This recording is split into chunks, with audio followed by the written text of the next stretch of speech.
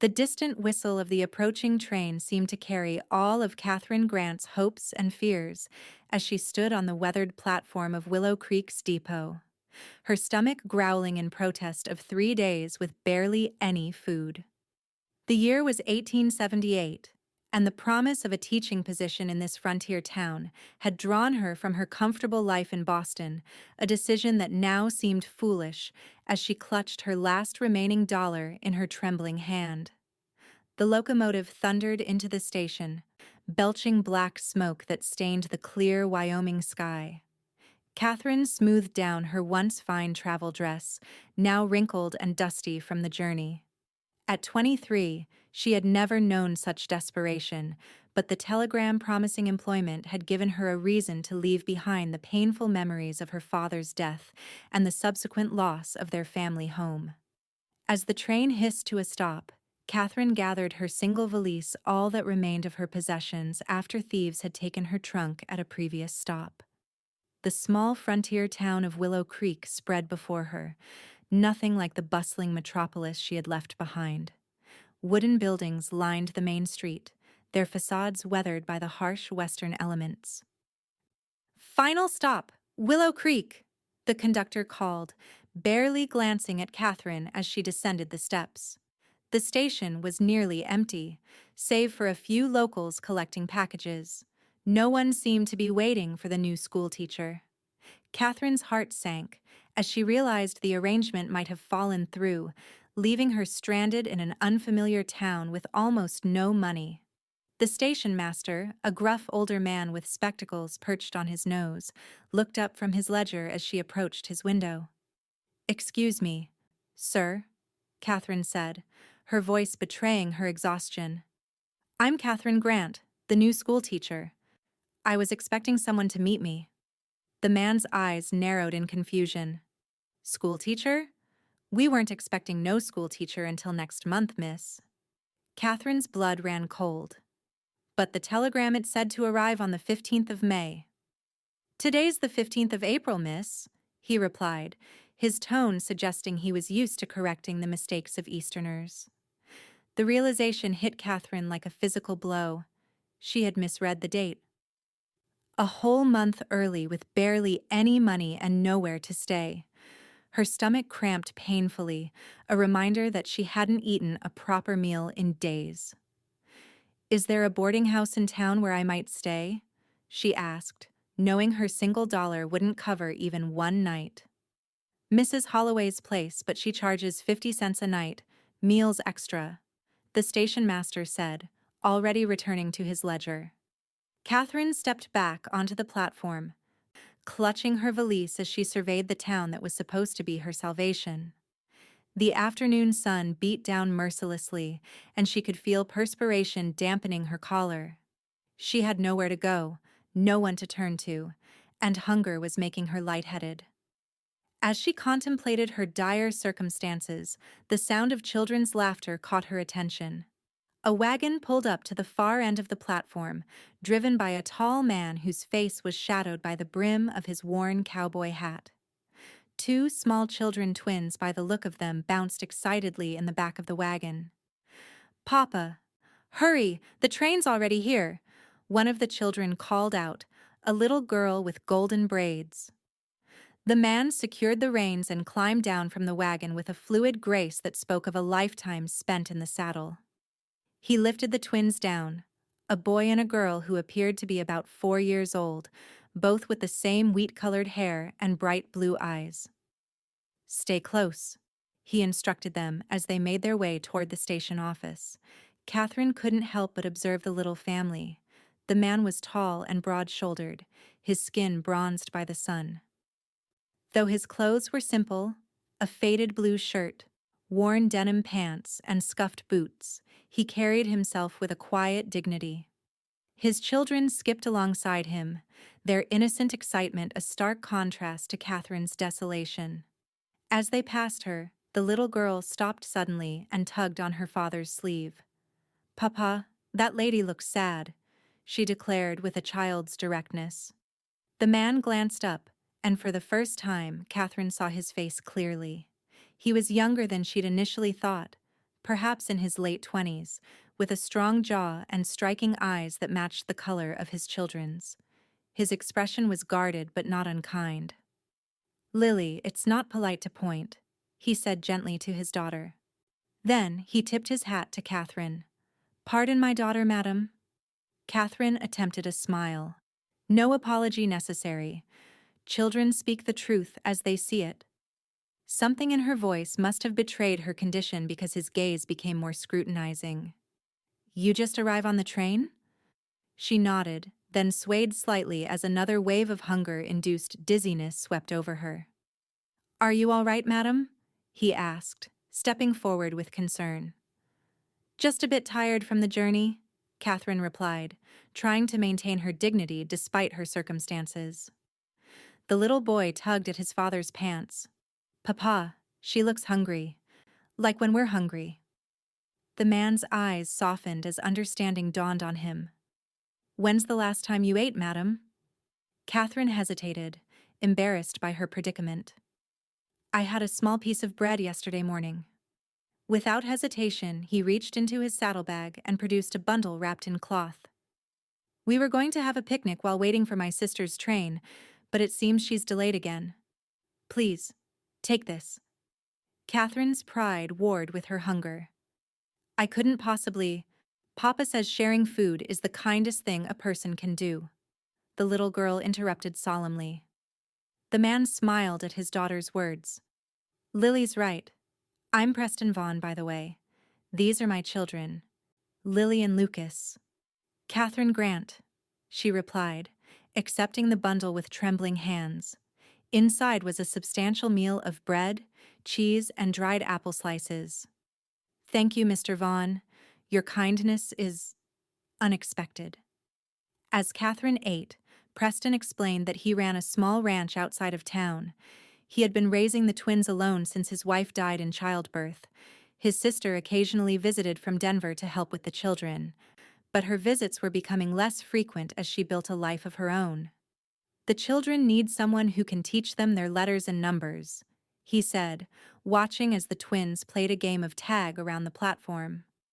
"I do my best, but between the ranch and everything else." Catherine nodded in understanding. "I'm actually a teacher, or I will be, once the town realizes I've arrived a month early." Preston's eyebrows rose in surprise. "You're the new school teacher?" "Yes, but I misread the telegram. They're not expecting me until next month, and I've used almost all my funds to get here." She blushed, ashamed to be admitting such a thing to a stranger. Preston watched his children for a long moment, then seemed to come to a decision. He approached Catherine again, his expression determined but gentle. "Miss Grant, I have a proposition for you." Before she could respond, the station master emerged from his office. "Mr. Vaughn, just got word your sister's train derailed near Cheyenne. No one hurt, but she won't be arriving today. Probably not for another week or so." Preston's face fell, and he glanced back at his children with worry. "I appreciate the news, Mr. Thompson." As the station master retreated, Preston turned back to Catherine. "Miss Grant, this might sound forward, but I'm in desperate need of help. I have to return to the ranch. There's work that can't wait, but I was counting on my sister to look after the children. Would you consider coming to stay at my ranch? Just until my sister arrives, or until the school is ready for you. Room and board, of course, and I can pay you for your time." Catherine hesitated, aware of how improper it would appear for an unmarried woman to stay at a bachelor's home. "Mr. Vaughn, Please, Miss Grant," he interrupted, his voice low and urgent. "I wouldn't ask if I weren't desperate. The twins need someone to care for them while I tend to the ranch. You'd have your own room in the main house, and my housekeeper, Mrs. Flores, lives on the property." As if to emphasize his point, Preston walked over to his children, lifted them both into his arms, and brought them back to Catherine. Without warning, he gently transferred them into her arms. The twins, surprisingly, went willingly, each settling against one of Catherine's shoulders. "They need you." Preston said simply, his eyes conveying a depth of meaning beyond the words. And it seems you might need us too, at least for now. The weight of the children in her arms felt strangely right.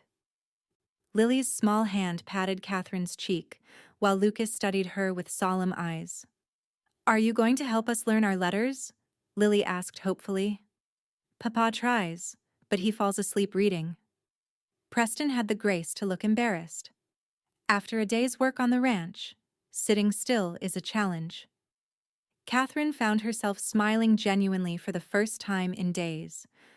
"I would be delighted to teach you your letters, Lily." Looking up at Preston, she nodded.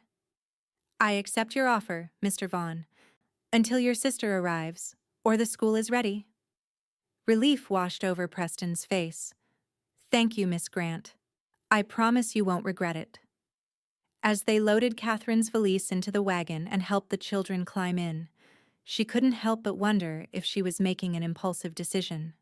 Yet something about Preston Vaughn's honest face and the trust his children had shown her made Catherine believe that perhaps this unexpected turn of events was exactly what she needed. The journey to the Vaughn ranch took nearly an hour, with the wagon following a winding dirt road that led away from town and into rolling grasslands punctuated by stands of cottonwood trees. The twins chattered excitedly, asking Catherine questions about Boston and expressing amazement when she described tall buildings and gaslit streets. Preston remained mostly quiet, occasionally pointing out landmarks or answering his children's more outlandish questions with gentle patience. Catherine found herself studying him surreptitiously, noting the way his hands confidently held the reins and how his eyes constantly scanned the horizon, a man clearly accustomed to watching for danger in this untamed land. "There it is," Preston finally said, pointing toward a cluster of buildings nestled in a small valley. "Willow Creek Ranch." Catherine was surprised by the size and orderliness of the property. A substantial two-story house made of hewn logs anchored the ranch, with a wide porch wrapping around its front. Several outbuildings, a barn, bunkhouse, and what appeared to be a workshop formed a semicircle around a central yard. A corral held several horses, and in the distance, cattle grazed on the lush spring grass. "It's beautiful," Catherine said sincerely. Preston's expression softened with pride. "It was my father's dream. He started with nothing but 50 acres and a few head of cattle. Now we run over 500 head on 2,000 acres. As they pulled into the yard, a woman emerged from the house, wiping her hands on her apron.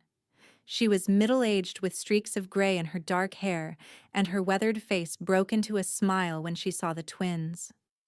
"Mrs. Flores," Preston called as he brought the wagon to a stop. "We have an unexpected guest." The woman approached, her curious gaze falling on Catherine. Preston quickly explained the situation while helping Catherine and the children down from the wagon. "Miss Grant will be staying with us until either the school is ready or Miriam arrives," he concluded. "Please make up the guest room for her." Mrs. Flores nodded, her dark eyes evaluating Catherine with frank appraisal. "Of course, Mr. Vaughn. Dinner will be ready in an hour." She turned to Catherine with a smile that warmed her eyes. "Welcome to Willow Creek Ranch, Miss Grant. Come, I'll show you to your room so you can freshen up." The inside of the ranch house surprised Catherine with its comfort and attention to detail. Though rustic, the furniture was well crafted, and colorful woven rugs covered the wooden floors. A large stone fireplace dominated the main room, with comfortable chairs arranged invitingly before it. Bookshelves lined one wall, a luxury Catherine hadn't expected to find in a frontier home. "Mr. Vaughn loves to read," Mrs. Flores explained, noticing Catherine's interest in the books. "His late wife, Sarah, was a great reader too. She started collecting books when they first married." Catherine felt a pang of sympathy for the man who had lost his wife so young. "The twins seem well adjusted," she observed. Mrs. Flores nodded as she led Catherine up the stairs. "They don't remember their mama. They were just babies when she passed. but Mr. Vaughn talks about her often, shows them her picture. He's done his best by them, though it hasn't been easy. The guest room was simple but comfortable, with a sturdy bed covered in a colorful quilt, a dresser, and a washstand with a pitcher and basin. A window overlooked the corral and the mountains beyond. "I'll bring up some hot water for washing," Mrs. Flores said. "There's a trunk in the corner with some of Mrs. Vaughn's dresses. She was about your size. Mr. Vaughn keeps meaning to pack them away, but—" She shrugged. "Perhaps you might find something suitable until your things can be laundered." After Mrs. Flores left, Katherine sat on the edge of the bed, overwhelmed by the sudden change in her circumstances. Just hours ago, she had been standing at the depot, hungry and desperate. Now she was in a comfortable home with the prospect of food and shelter. It seemed almost too fortunate to be true. When Mrs. Flores returned with hot water, Katherine washed away the grime of travel and changed into one of Sarah Vaughn's dresses, a simple blue calico that fit her remarkably well. She felt a strange connection to the woman who had worn these clothes before her, a woman who had loved the same books Katherine treasured and who had given birth to those sweet children downstairs. By the time Katherine descended to the dining room, Preston had returned from the barn. He had washed up and changed his shirt, and his hair was still damp from washing. He stopped mid-conversation with the twins when she entered, his eyes widening slightly. "Miss Grant," he said, his voice catching. "You look rested." Katherine flushed, suddenly aware that she was wearing his dead wife's dress. "Mrs. Flores kindly offered me something to change into. I hope that's all right." Preston nodded, his expression unreadable. Of course, Sarah would have wanted her things to be used. Dinner was a lively affair, with the twins dominating the conversation. Mrs. Flores had prepared a hearty meal of roast beef, potatoes, and fresh bread that made Katherine realize just how hungry she had been. Preston ate quietly, occasionally adding to the conversation or gently correcting the children's manners. After dinner, Preston helped the children with their nightly routine, while Katherine sat in the main room, browsing the bookshelves. She was delighted to find copies of Dickens, Austen, and even some poetry collections. "They were Sarah's favorites," Preston said, returning to the room after putting the twins to bed. "She would read aloud to me in the evenings." Katherine replaced the volume of Tennyson she had been examining. "You must miss her terribly." Preston's face tightened, but he nodded. "Every day. But the children, they make it worth continuing." He cleared his throat. "Speaking of the children, I should explain your duties while you're here." He outlined a simple schedule helping the twins with their morning routine, supervising their play, beginning basic lessons in reading and arithmetic, and keeping them safely occupied while he worked the ranch. Mrs. Flores would handle the cooking and most household chores, though Katherine was welcome to help if she wished. "It sounds perfectly manageable," Katherine assured him, "and I'm grateful for the opportunity, Mr. Vaughn." "Preston," he corrected her, "if you're going to be living in my home, even temporarily, I'd prefer if you called me Preston." "Then you must call me Katherine," she replied with a smile.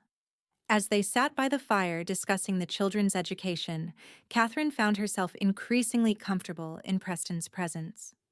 There was a straightforward honesty about him that she found refreshing after the pretensions of Boston society. When he spoke about his ranch or his children, a passion lit his eyes that transformed his somber face into something truly handsome. Later that night, as Katherine lay in the comfortable bed, listening to the unfamiliar sounds of the ranch, the distant lowing of cattle, the soft whicker of horses in the barn, the whisper of wind through the cottonwoods, she reflected on the strange turn her life had taken. She had come west seeking independence and purpose. Instead, she had found herself instantly responsible for two small children and living in the home of a man she barely knew. Yet something about it felt right, as if the path she had stumbled upon might be the one she was meant to follow all along. The next morning, Catherine woke to the sound of activity downstairs. Sunlight streamed through the window, indicating she had slept later than intended. Quickly dressing in another of Sarah's simple dresses, she made her way downstairs to find the twins already at the breakfast table, eating bowls of porridge under Mrs. Flores's watchful eye. "Good morning," Catherine greeted them. "I'm sorry I'm late." "Not at all," Mrs. Flores assured her. "Mr. Vaughn said to let you rest. He's been out since dawn." Catherine sat down with the children, who were eager to tell her about their plans for the day. After breakfast, she helped them with their chores, simple tasks like gathering eggs from the henhouse and feeding the barn cats. The twins were surprisingly capable for their age, clearly accustomed to contributing to the running of the ranch. As the morning progressed, Catherine began to understand the rhythm of life at Willow Creek Ranch. Preston worked with the ranch hands, managing the cattle and horses that were the property's lifeblood. Mrs. Gex Flores maintained the household with quiet efficiency, and the twins, bright, energetic, and occasionally mischievous, filled the house with laughter and activity. By mid-afternoon, Catherine had established an impromptu classroom in the main room, using a slate board she found in a cupboard to begin teaching the twins their letters. Lily was eager and quick to learn, while Lucas preferred to draw pictures, but could be coaxed into identifying letters when Catherine connected them to things he was interested in, like horses and cattle. They were in the middle of a lesson when Preston returned to the house, his shirt damp with sweat, and his face tired but satisfied. He paused in the doorway, watching as Catherine helped Lucas form the letter H on his slate. "That's right," she encouraged. "H is for horse, just like Bandit." Lucas beamed with pride. "Can I show Papa?" "I'm right here, son," Preston said, stepping into the room. "That's fine work." The children rushed to their father, eager to show him what they had learned. Preston knelt to examine their slates, praising their efforts with genuine enthusiasm. When he looked up at Catherine, there was gratitude in his eyes. "They've learned more with you in one afternoon than they have with me in months," he admitted. "You have other responsibilities," Catherine said. "Teaching is my profession." Preston stood, wincing slightly as he straightened his back. "Well, we're fortunate to have you, even if it's only temporary." Over the next few days, Catherine settled into life at the ranch. Each morning, she helped the twins with their chores, then conducted lessons until lunchtime. Afternoons were spent exploring the ranch grounds, always careful to stay within the boundaries Preston had established for safety. In the evenings, after the children were in bed, Catherine and Preston would sit by the fire, sometimes in comfortable silence, other times engaged in conversation about books, the East, or the challenges of ranching.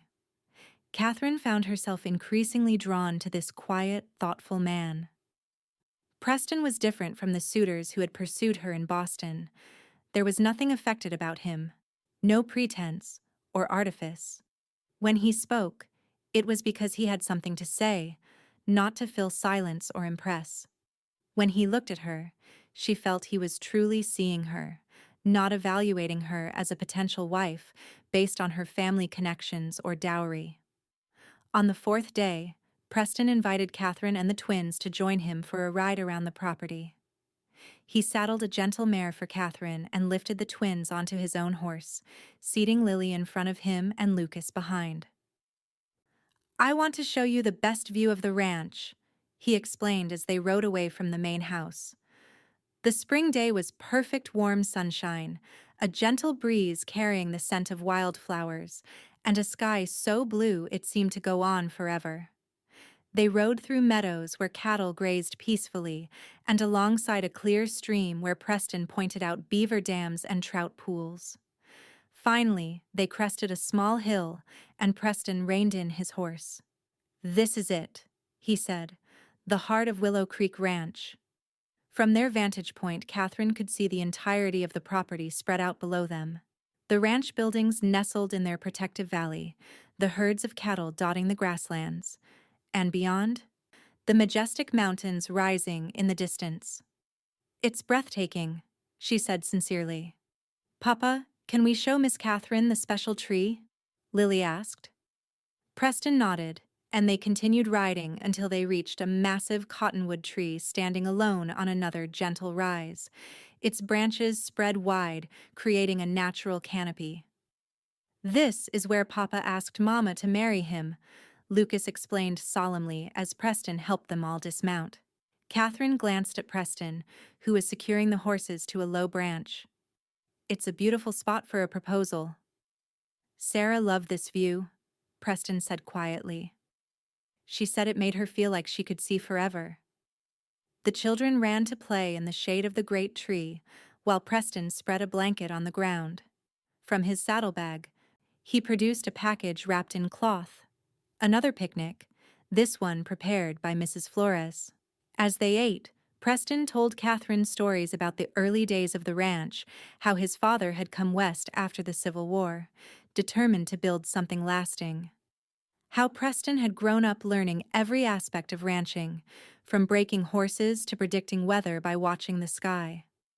And then I met Sarah, he continued, his voice softening. She was the daughter of a merchant in town. Everyone thought she'd marry a businessman or maybe move east, but she loved this land as much as I did. She sounds remarkable, Catherine said, watching as the twins chased butterflies nearby. She was, Preston agreed. When she died, I thought my world had ended. If not for the twins, I might have given up. Catherine reached out impulsively and touched his hand. They're wonderful children. You've done an admirable job raising them alone. Preston looked down at her hand on his, then met her eyes. Not entirely alone. Mrs. Flores has been a godsend, and my sister helps when she can. But the twins need more than I can give them, especially Lily. She asks questions about being a woman that I have no answers for. Catherine withdrew her hand, suddenly aware of the intimacy of the moment. Any woman would be fortunate to help raise such children. Preston studied her face. Catherine, but whatever he had been about to say was interrupted by Lucas's excited shout.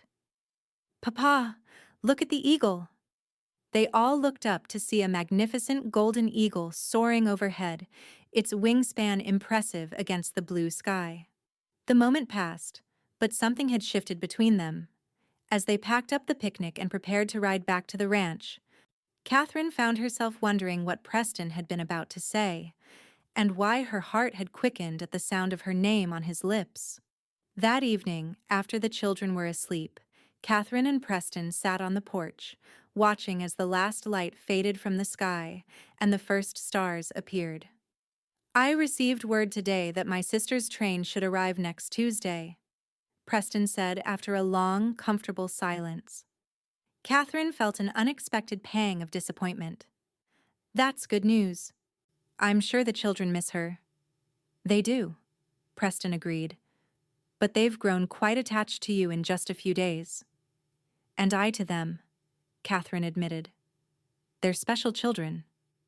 Preston turned to look at her, his face half illuminated by the lamp hanging from the porch roof. What will you do when the school term starts? The schoolhouse has a small attached living quarters, but it's nothing like what you're probably used to in Boston. I've never minded simple living, Catherine said, and after these past few days, I'm more convinced than ever that coming west was the right decision. Even with the rocky start? Preston asked, a hint of a smile playing around his lips. Catherine laughed softly. Even with that. Perhaps especially because of that. If I hadn't arrived early and hungry, I never would have met you and the twins as I did. Preston's expression grew serious. I've been thinking about that, Catherine, about how chance brought you to us at exactly the right moment. Before he could continue, the sound of hoofbeats approaching the ranch broke the stillness of the night.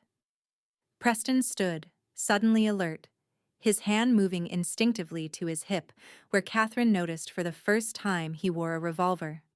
Stay here, he instructed, moving to the edge of the porch as a rider came into view. Preston? A man's voice called. It's Jim Harker. Preston relaxed visibly. Come on up, Jim. What brings you out this late? The rider, a weather-beaten man in his 40s, dismounted and approached the porch. He nodded politely to Katherine before turning to Preston. Sorry to disturb your evening, but we've got trouble. Cattle rustlers hit the Carson place last night. Took nearly 30 head. Tom Carson was shot when he tried to stop them. Preston's expression hardened. Is he alive? Jim nodded. Doc Matthews is with him, but it's bad. Sheriff's organizing a posse to track the rustlers at first light. Thought you'd want to know. I appreciate the warning, Preston said. I'll ride into town at dawn. After Jim departed, Preston remained standing at the edge of the porch, his body tense as he scanned the darkness beyond the yard. Do you think the rustlers might come here? Katherine asked, trying to keep the fear from her voice. Preston turned back to her, his expression grim. It's possible. The Carson Ranch borders our northern pasture. He ran a hand through his hair. I need to check on the men at the line shack. Make sure they're alert. Go, Katherine said. I'll keep watch over the house. Preston hesitated. I don't like leaving you and the children alone. We won't be alone. Mrs. Flores is here. And I assume some of your ranch hands are nearby. 2 in the bunkhouse, Preston confirmed, and Mrs. Flores's husband is in the small cabin behind the barn. Then we'll be fine, Katherine assured him. Do what you need to do. Preston studied her face for a moment, then nodded. I'll be back as soon as I can. If there's any trouble, any at all, fire this. He removed a pistol from a drawer near the door. It's loaded. The sound will bring help. Katherine took the weapon gingerly. She had never held a gun before, and its weight surprised her. I hope that won't be necessary, she said. So do I, Preston replied. But out here, it's better to be prepared. After he left, Katherine sat on the porch for a long time, the pistol beside her on the bench. The night seemed different now, the shadows deeper, the sounds more ominous.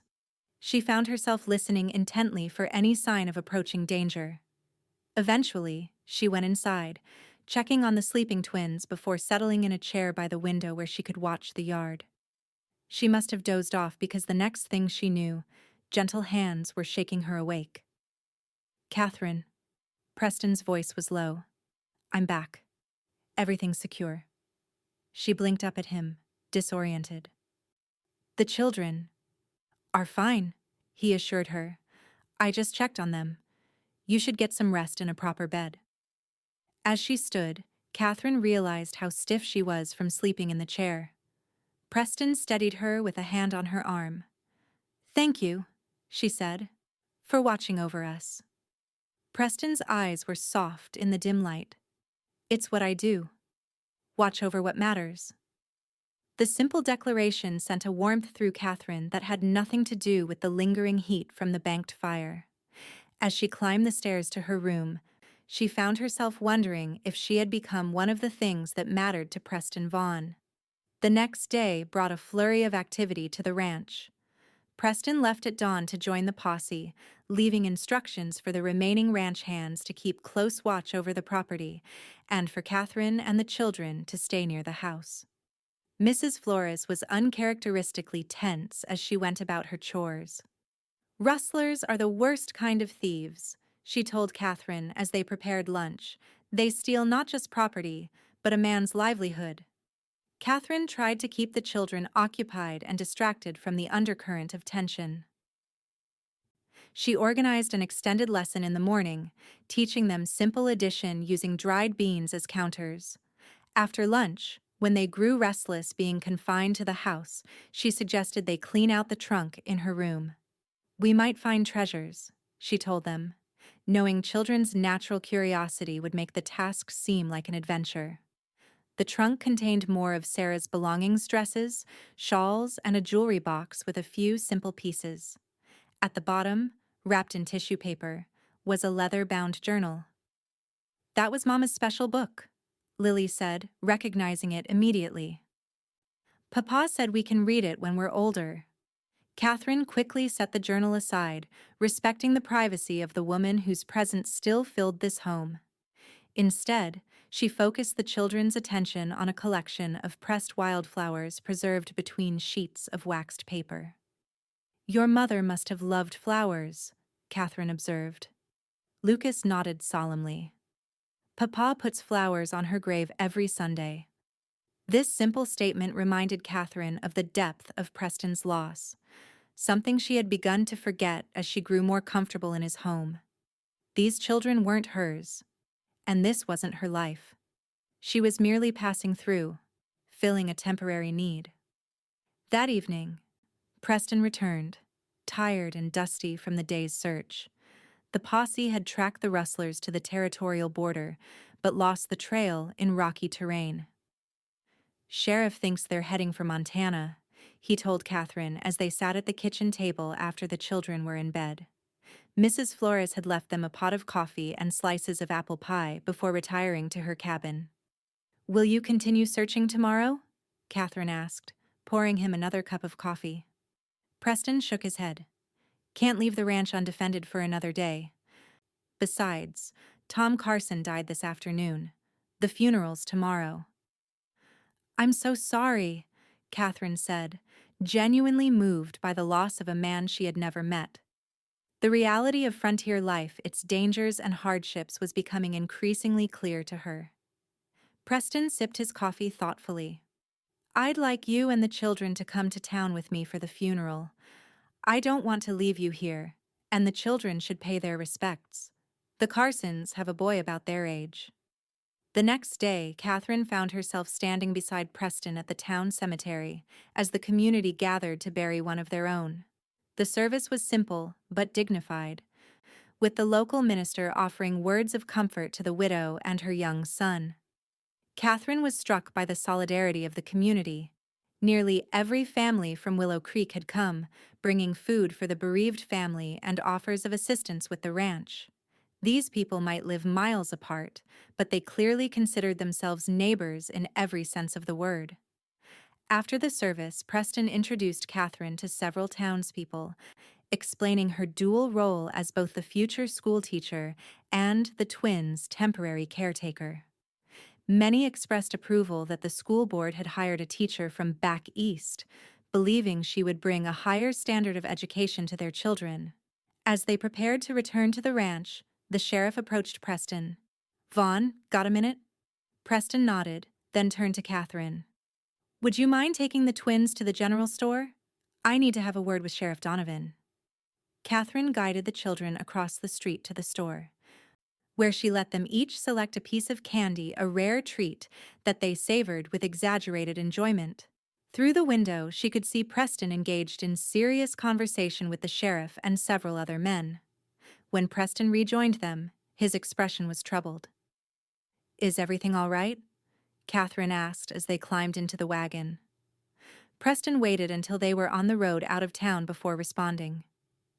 "The sheriff believes the rustlers might return. They only got 30 head from the Carson place, hardly worth the risk for such a small haul. He thinks they might have been scared off before completing their planned theft." "And your ranch is the next logical target," Catherine concluded, understanding his concern. Preston nodded, his hands tight on the reins. "I'm sending the children to stay with my friend Jack Miller and his wife in town until this blows over. They have children about the same age." "When?"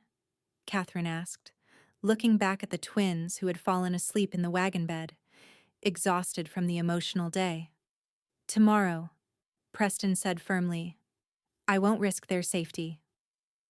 That night, after explaining to the disappointed children that they would be having an adventure in town, Preston asked Catherine to join him on the porch. "I'd like you to go with them," he said without preamble. "The Millers have plenty of room and you'd be safer there." Catherine considered his request. "And you? Will you stay at the ranch alone?" "I have my men," Preston replied. "We'll keep watch in shifts. With the children safe in town, I can focus on protecting the ranch." Catherine shook her head. "The children need stability right now. If I go with them, you should have someone here to keep the house running. Mrs. Flores can't do everything alone, especially if you and your men are occupied with security. Preston frowned. I don't like the idea of you being in danger. I'm not helpless, Katherine reminded him. You showed me how to use the pistol. Knowing how to fire a gun and being willing to use it are different things, Preston argued. Then teach me to be willing, Katherine challenged him. I came west to build a new life, Preston. That means accepting the realities of this land, all of them, including the dangers. Preston studied her face in the fading light, his expression a mixture of admiration and concern. You're not what I expected, Katherine Grant. What did you expect? She asked, genuinely curious. A smile tugged at the corner of his mouth. When I saw you at the station looking so proper in your Eastern clothes, despite the hunger and exhaustion, I thought you might be too refined for frontier life, too delicate. Katherine laughed softly. My father raised me to be practical above all else. He would have approved of my decision to stay and help. Preston's expression sobered. Your father is gone? Katherine nodded, the familiar ache of loss rising in her chest. Last winter. Influenza. He was a professor of literature at a small college in Massachusetts. When he died, there was nothing to keep me there. The teaching position here seemed like a chance to honor his legacy while building my own. He would be proud of you, Preston said quietly. It takes courage to leave everything familiar behind and start anew. Just as it takes courage to continue after losing someone you love, Katherine replied, thinking of how Preston had persevered after Sarah's death, raising their children alone in this demanding environment. Something shifted in Preston's gaze, a recognition, perhaps, of the bond forming between them through their shared experiences of loss and resilience. For a moment, Katherine thought he might reach for her hand or say something to acknowledge the growing connection between them. Instead, he stood and walked to the edge of the porch, looking out into the darkness. If you're determined to stay, we should go over some precautions. The next morning, Preston drove the twins into town, leaving Katherine with detailed instructions about security protocols. When he returned mid-afternoon, he brought news that increased the tension hanging over the ranch. Sheriff found tracks along our northern boundary, he reported as he checked the priming on his rifle. Looks like someone's been scouting the property. Katherine felt fear curl in her stomach but kept her voice steady. What can I do to help? Preston glanced at her with appreciation for her calm. Stay alert. Keep doors locked after dark. If you hear the dinner bell ring at an unusual hour, it's a signal that there's trouble. Go to the root cellar immediately and bar the door from inside. That night, the ranch felt unnaturally quiet. Even the usual sounds, the lowing of cattle, the whicker of horses in the barn, seemed muted, as if the animals sensed the approaching danger. Preston and two of his most trusted hands took up positions around the property, while Mrs. Flores's husband, Miguel, kept watch from the barn. Katherine tried to sleep but found herself listening intently for any unusual sound. The room felt empty without the children's presence in the house, their absence a palpable thing. She wondered if Preston felt the same emptiness when Sarah died, this sense of something vital missing from the home they had built together. Just before dawn, Katherine was startled awake by the distant sound of gunfire. She sprang from bed, pulling on a robe over her nightgown and rushing to the window. In the faint pre-dawn light, she could see figures moving near the corral. More shots rang out, and she heard men shouting. Remembering Preston's instructions, Katherine grabbed the pistol from the bedside table and hurried downstairs. Mrs. Flores was already in the kitchen, her face tight with worry. Miguel went to help, she said. He told me to stay here with you. Another volley of gunfire, closer this time, made both women flinch. Then came the sound they'd been dreading, the dinner bell, ringing urgently in the early morning darkness. The root cellar, Katherine said, reaching for Mrs. Flores's hand. Preston said to go there if... The kitchen door burst open, and a man Katherine had never seen before stormed in. a bandana covering the lower half of his face, and a gun in his hand. Mrs. Flores screamed as the intruder grabbed her arm. "Where's Vaughn?" he demanded. "Tell me, or the old woman gets hurt." Katherine raised the pistol with shaking hands. "Let her go." The man laughed, a harsh sound that sent chills down Katherine's spine. "Put that down before you hurt yourself, lady. You don't have the nerve to shoot me." Katherine thought of Preston, of the twins, of the home they had welcomed her into. She thought of her father's words when he taught her to stand up for herself. "Courage isn't the absence of fear, Katherine. It's acting despite it." "I won't ask again," she said, steadying her grip on the pistol. "Let her go." Something in Katherine's voice must have convinced the intruder that she meant business, because he shoved Mrs. Flores aside and turned his gun toward Katherine. "Fine. I'll deal with you first." Before either could act, the window behind the intruder shattered and Preston's voice rang out. "Drop your weapon or die where you stand." The rustler hesitated, then slowly lowered his gun. Preston climbed through the broken window, his rifle trained on the man's chest. "On your knees," Preston ordered, his voice cold with fury. "Hands behind your head." As the rustler complied, two of Preston's ranch hands entered through the kitchen door, quickly securing the intruder with rope. "Are you hurt?" Preston asked Katherine, his eyes scanning her for any sign of injury. She shook her head, suddenly aware that she was standing in her nightclothes, her hair loose around her shoulders. "We're fine, Mrs. Flores." "I am unharmed," the housekeeper assured them, though her voice trembled. Preston turned to his men. "Take him to the sheriff. Tell Donovan we caught 3 others by the north pasture. They were trying to drive off 100 head. After the men left with their prisoner, Preston crossed the kitchen in 3 strides and pulled Katherine into his arms. She went willingly, the pistol falling from her nerveless fingers as she pressed her face against his chest. "I thought—" His voice broke. "When I saw him in here with you." Katherine looked up at him, surprised by the intensity of emotion in his eyes. "I wasn't going to let him hurt anyone," she said. "This is your home, your family. I had to protect it." Preston's hands came up to frame her face. "You were magnificent," he whispered. "And terrifying. I've never seen anything like it."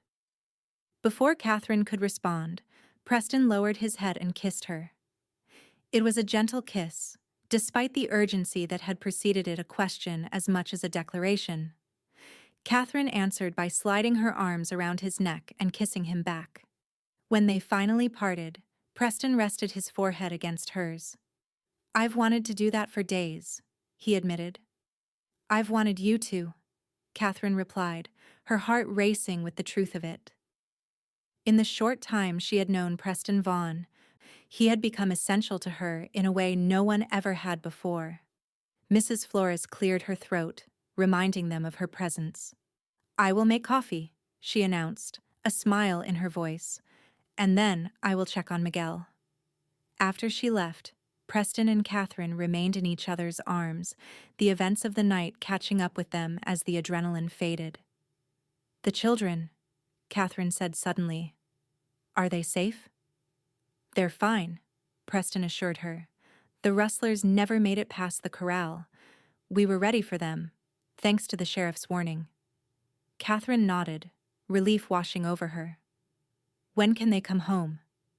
The word home hung between them, carrying weight beyond its simple meaning. This was the twins' home and Preston's. But was it hers? Preston seemed to read her thoughts. "They can come home tomorrow." And Katherine, "I hope you'll consider staying, not just until my sister arrives or until the school term starts, but permanently." Katherine drew back slightly to see his face more clearly. "Preston, what are you saying?" He took a deep breath. "I'm saying that I've fallen in love with you, that the twins adore you, that I can't imagine this house or my life without you in it anymore." "But we've known each other less than 2 weeks," Katherine protested, even as her heart soared at his words. Preston smiled, the first genuine smile she had seen since the danger began. My father proposed to my mother the day they met.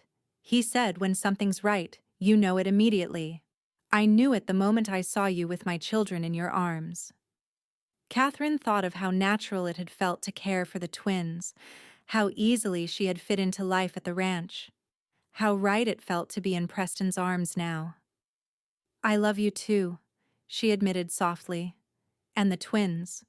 But marriage, that's a serious step. It is, Preston agreed, which is why I'm not asking for an immediate answer. Take time to be sure. Get to know the children better. Get to know me better. He smiled again, this time with a hint of mischief. I can be stubborn and I work too hard. And sometimes I forget to come in for dinner when I'm busy with the cattle. Katherine laughed, the tension of the night finally breaking.